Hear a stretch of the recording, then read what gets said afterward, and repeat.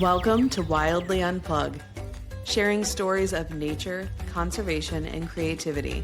Discover what develops when you unplug and step outdoors. Steffi, thank you so much for being here today. Thank you so much for inviting me. You've got a website and it's in essence yourebeautiful.com. Before we start talking about that, because it seems very powerful and empowering for people, but what led you to that moment? Why did you want to start that?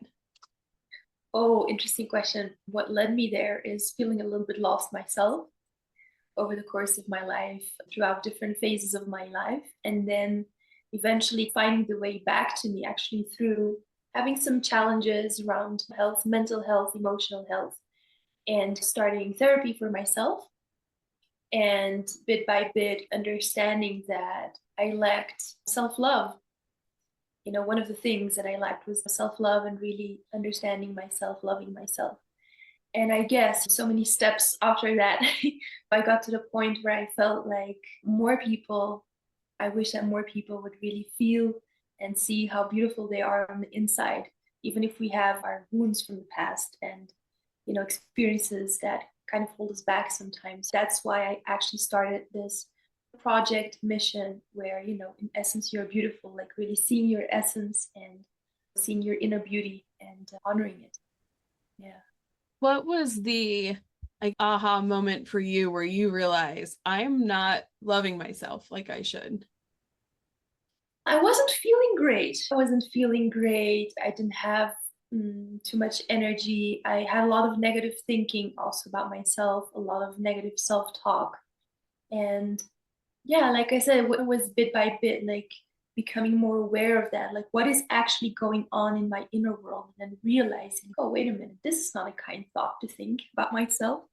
Or, feeling perhaps like down or even depressed. And then digging into that, like, where does that come from? Maybe I don't feel good enough about myself, or I put myself down, and creating awareness around that. That was actually the aha moment, I guess, when I decided to go in therapy for the first time, was probably the biggest aha moment. Yeah. So when people go to your website and check out what you're doing, what are some of the things that you're helping to guide people to do? Yeah, there's different ways to do it, but so I offer tapping, for example, like emotional freedom technique, where we like tap different points on the body to release stress. That we can also do. So I'm a psychologist officially. I'm a clinical psychologist. I have a degree in that, but I do look at it in a more holistic way, meaning that we also do perhaps meditation. We also look at your not only the mind but also the emotional health, the physical health, the spiritual health even. So it's try to zoom out in that way. And I also do intuitive art. I make intuitive art for people. And so all of these services, and then the intuitive art also has the drawings and the written messages and the paintings, so it's broad. But the idea actually is to guide people to connect with themselves again, because we're very much in general, and this has happened to me as well, obviously, we're very much like looking outward when, maybe trying to live up to expectations from the outer world, or we feel like we have to be a certain way, while actually when we really connect more with ourselves, we can feel like, who am I really? What is it that I want? What are my principles when I don't think about the outer world for a second? So that's what we do, depending on obviously what someone is struggling with. But yeah, that's the idea, the process.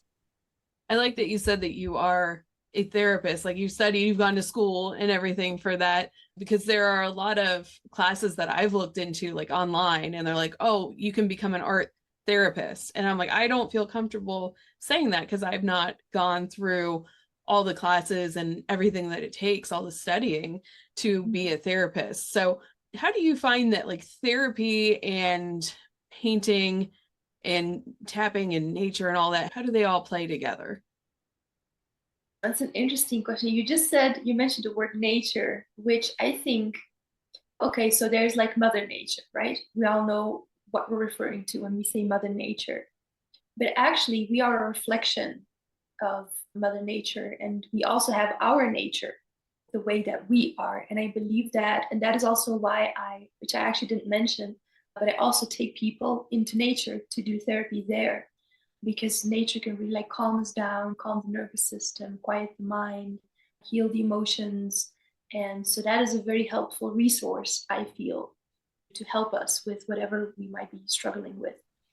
And but to make that parallel and to feel the connection with ourselves, like from a place where we can feel our natural self again, which actually has a lot to do with nature. For example, if we look at a river, like a river and how it flows, and you try to mirror yourself to that, like where am I in that, like how do I flow through my life, or how would I like things to flow a little bit more, and in this way, as we open up to the bigger nature that is around us, we also get more in touch with who we are as a person and our natural state of being. I hope that's a response to your question. Yeah. Hey, you had mentioned something earlier about other people's perceptions of you. And I saw something online the other day, and it was a picture of an empty room. And it was like, these are all the people that pay for your bills. And at the end of the day, it's just yourself. Like, you have to be in touch with yourself, because people can move, people come in and out of your life. You have to be in touch with yourself and what you really want, or you're not going to be happy. Do you find that when people are doing the painting, or do you guide people through paintings, or are you doing the paintings for them, or both? Both, yes, both. So it depends on what people want to experiment with. There's people who are like, I want a soul painting, I want to see what that might look like on canvas, for example. But then there's also people who want to do the whole intuitive painting journey. And the good thing is that you don't need experience, or you don't need to have gone to school or whatever. There's people who are like, last time I took a brush in my hand was when I was 3 years old, which is fine, because it's not about what it looks like. It's about really like having the experience and then allowing the process to really help you and guide you through whatever it is. But of course, I'm also there as an external guide to help people like maybe do exercises to connect with what they're doing, to tune into their intuition, and to paint or to create from a place of not the mind, what it should look like, or my goodness, these colors don't combine, or it's all like the mental activity. And we try to dive a little deeper in what do I feel like doing, make it playful and go with that kind of flow. Yeah, just like the river, as I said. Yeah. You said soul painting. Can you describe a little bit more what that is? Yeah, so I personally believe that we all have a soul, which is like the deepest, innermost part of our being, something like this.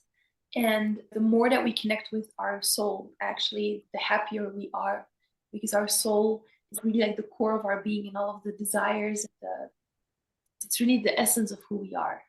A soul painting, when I do a soul painting, I aim to represent at least a part of what the soul of that person is expressing in that moment.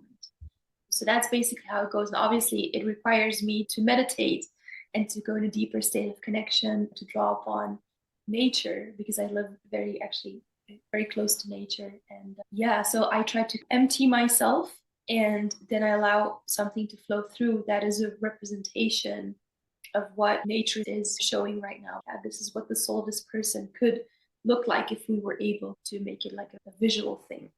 Like a soul portrait. Yeah, something like this. Yeah. Okay.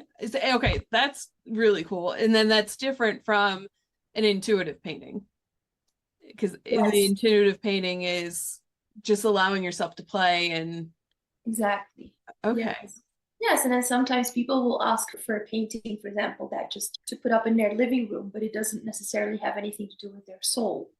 They're more like, just make a beautiful painting and make sure it matches whatever my furniture, which is perfect as well. But for me, like this is my way of painting, is not technical. It's more intuitive.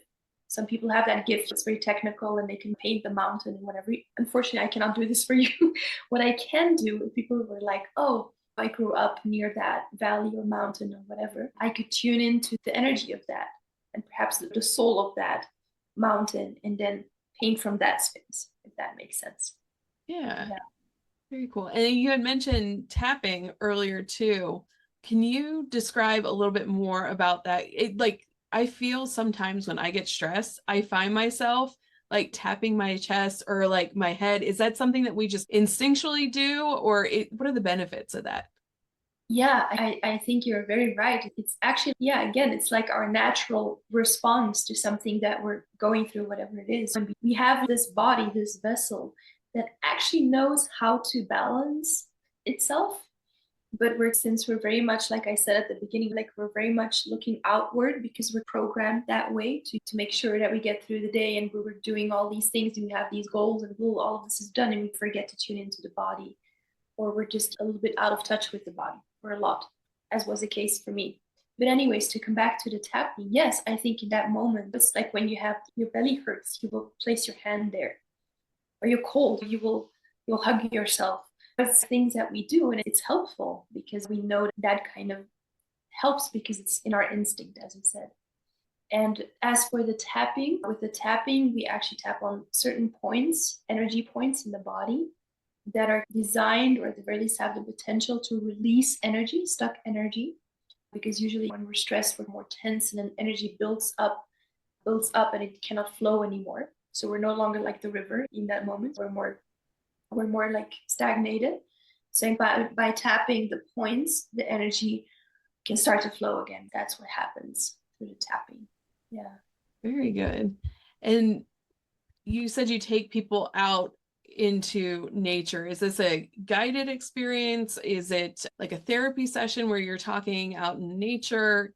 Can you describe that a little bit more? Yeah, it can be all kinds of things. Just like there's a forest like nearby here, and I've taken people there or groups there for intuitive painting.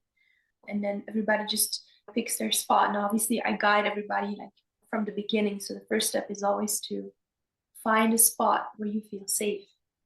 Because the safety, like feeling, okay, this is my place right now, at the very least right now. That's always a starting point. So I take them out in nature, and then I'll pick like a spot, and then we start the process, and I walk around and then guide wherever guidance is needed. Yeah, so that's one thing, the intuitive painting. The other thing is definitely also therapy sessions where we tap, where we do maybe like a little bit of talking and then like a meditation together. I feel like everything can really be done out in nature. Of course, given that it doesn't rain or whatever, there's no storm going on, that might be a bit more tricky. But I definitely believe that nature in and of itself is such a resource in our healing or working towards more well-being, that this is just such a privilege. If we can do whatever kind of therapy or activity out in nature, it really adds to the benefits. Yeah. Do you find that people are more in touch with their intuitive nature when they're outside? Exactly. Because it's like on a subconscious level, I feel like we recognize ourselves in nature. And that might sound a bit odd, but I'm talking more about the principles of nature. We usually feel better when we feel like a tree, we're like well grounded, and we feel our roots. And also, like I said, with the river, deep down inside, we all just want to flow through life. So it's like being in nature and looking at it and seeing how it works, so to speak, and then discovering within ourselves how we are actually similar, or at the very least have the potential to be that way as well. That really helps us, I feel, to move forward. Yeah. Had a thought and then I lost it. Oh, do you have I know you can't say like names or anything. Do you have like a success story or a story that you can share about somebody that came to you and through doing some artwork and getting in touch with nature, they came out on the other side feeling so much better? Yeah, I think, yeah, going back to the intuitive painting, actually, I remember everybody obviously comes with a different intention because we're all different people. So even if we're in a group and we're friends, we all have our specific story. And I remember there being someone, first we did this exercise with natural pigments. It's like a kind of like powder thingy, but it's actually really it's drawn from plants. And then people can, it's very funny because a little bit of this powder, if you add a little bit of water, it's like it's very abundant. It's like the color is very vibrant. It's very, and then I remember one person saying, and she had been going through this process where she felt a bit more, she was feeling a lot of scarcity and not knowing how to move forward. I remember her saying about it was like some maybe at work or some she was experiencing this at work but also at home, like her relationships, like she didn't really feel like she could be herself. And then with this simple small exercise that we did at the beginning, she noticed I had no idea that out of this little bit of powder, like so much would come out of it. And she then we moved into this other exercise where we really used like a canvas to paint. And she said, I feel so much more free now to actually be myself and maybe be myself a little bit more in my relationships as well, because that was one of the things that was blocking her. So at the very least, she had an opening in her mind around the scarcity mindset. Wait a minute, maybe like a little bit can give me a lot, which is huge for the mind because usually when we can have very rigid mental structures where we're always like choosing the same thing because we really believe that's how it should be or that's how it is or I'll never have enough, that kind of belief systems.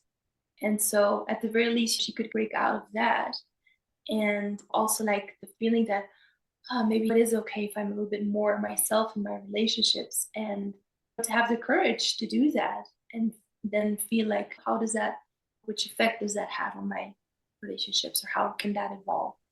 Yeah. That is, wow. Yeah, that is cool. Do you have a particular exercise or activity that you find yourself gravitating towards? And maybe that changes throughout the course of your life and your healing journey. What is an activity that you really enjoy doing? I do all kinds of exercises. I also need it to keep myself balanced. Also, I feel that when I offer services, I try to experiment myself and experience the exercises that I give to others, obviously. So I always test them on myself. And yeah, I like to journal a lot. I always go back to journaling, definitely. Journaling is very, I actually don't even leave the house without having some paper with me or something I can write on or in or whatever. And that really helps me a lot, I feel, writing. But also, for example, one of the things I do, it's such a simple exercise, but usually like the most simple exercises are like very, very powerful. I like to draw spirals. Yeah, and I just do the spirals. So I'm not thinking, I'm not like, oh, I'm not thinking about form or what it should look like. It's more like spirals. And you can like, a spiral can either go outward or inward, depending on how you look at it. So when I want to tune in more to myself, maybe out all day, or maybe I had a stressful day and I feel like, oh my God, I need to come back to myself, then I draw the spiral inward.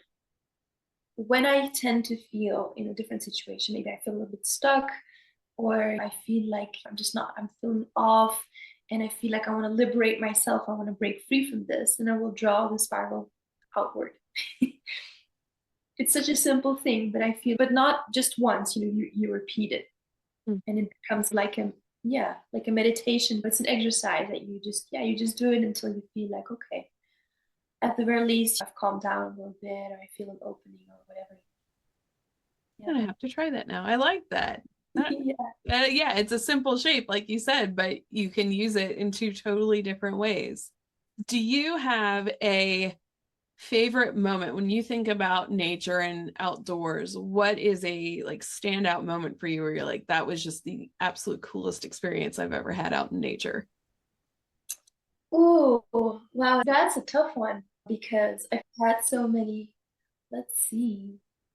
Can I think about that for a second and get back to Absolutely, yeah. you? um, let's see. You talked about rivers a lot. Do you rivers or mountains? What do you prefer? Or both? Oh my goodness, that's an even harder question. I prefer to go back to the other one. Okay. It's a very interesting question because I live in the Andes in Peru. So it's mountains, and then there's lovely there are a lot of rivers actually with lots of clean water just coming from the mountain, right? Yeah, and that's amazing. There's also like some very amazing lakes up there. I like the water element a lot. And I have to say, I like the combination of both, how we have that here.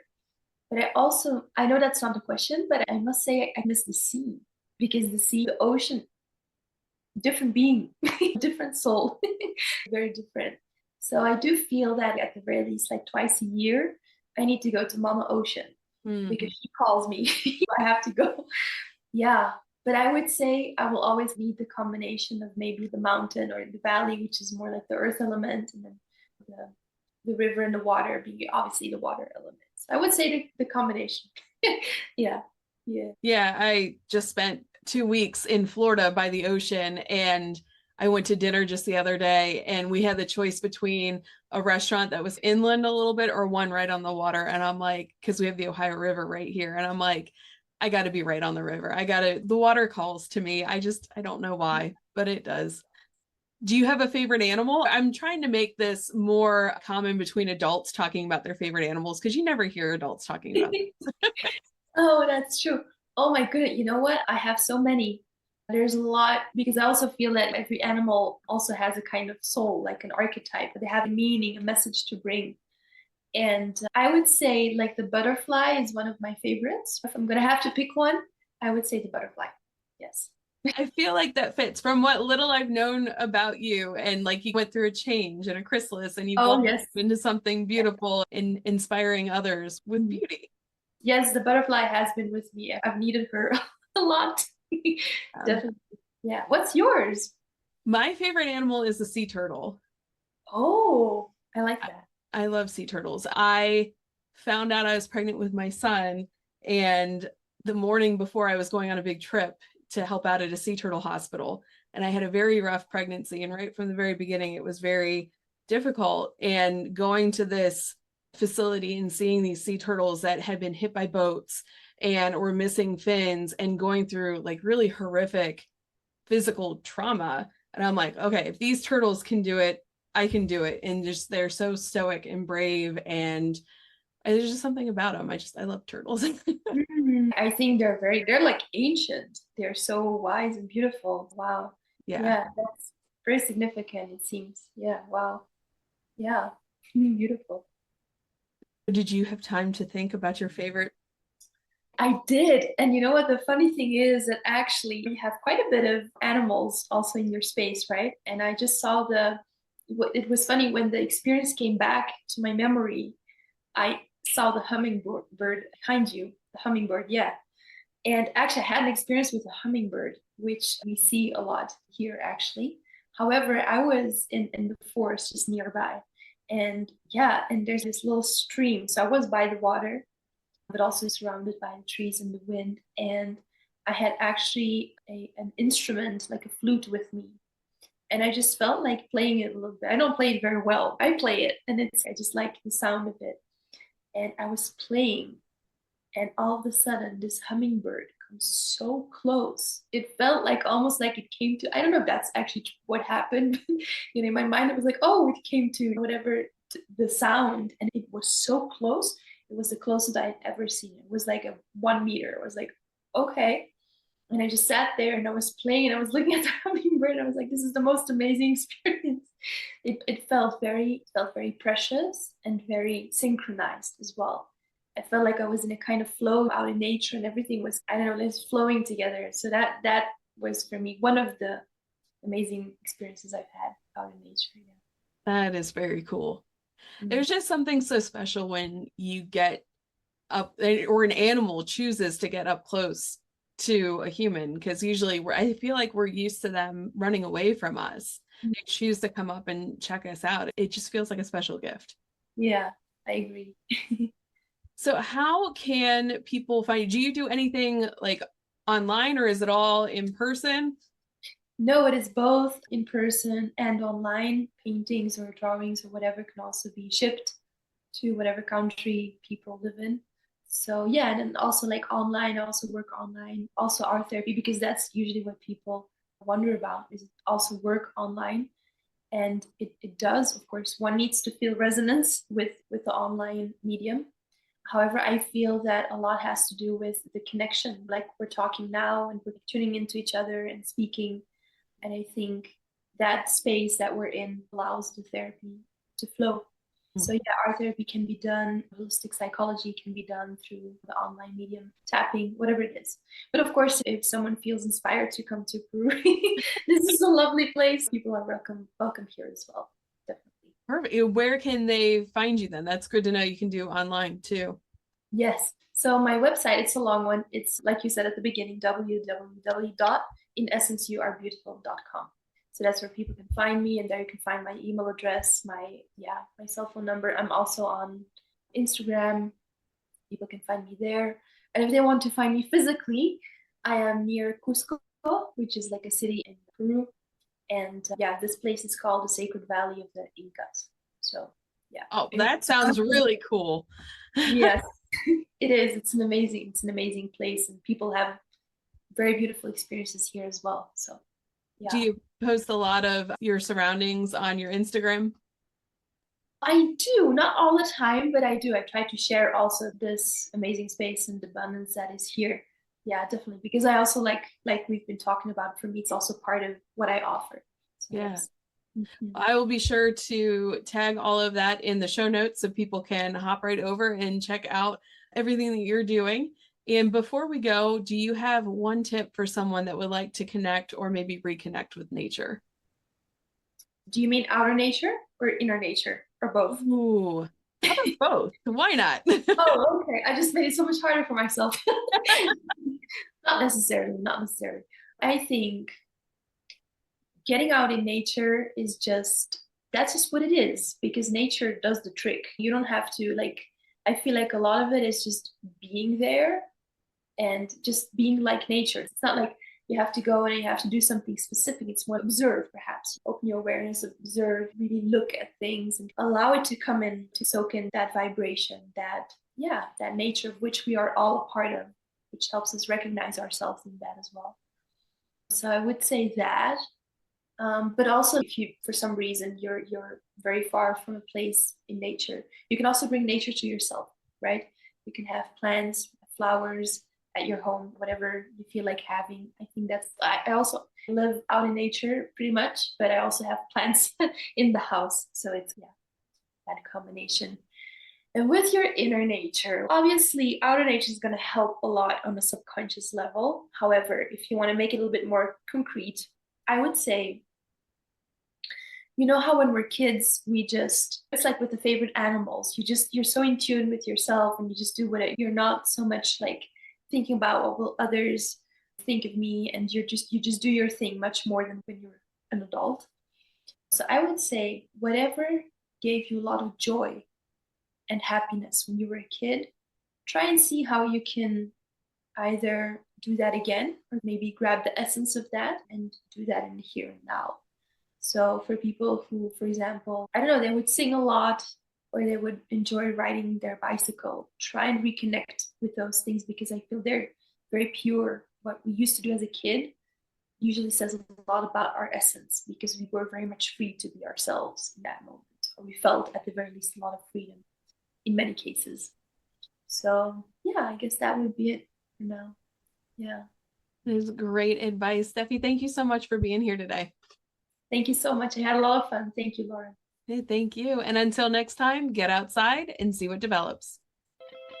Wildly Unplugged podcast is a production of Wild Development Studio. The views, opinions, and statements expressed by individuals during Wild Development Studio's productions do not necessarily reflect the views or opinions of Wild Development Studio or its affiliates. Participation in any activities, expeditions, or adventures discussed or promoted during our content may involve inherent risks. It is strongly advised that individuals conduct thorough research, seek professional guidance, and take all necessary precautions before engaging in such activities or venturing into wilderness areas. Wild Development Studio, its representatives, or employees shall not be held responsible for any injury, loss, damage, accident, or unforeseen incident that may occur as a result of participating in activities inspired by or discussed in our content. By choosing to engage with our content or act upon any information provided, individuals do so at their own risk and discretion.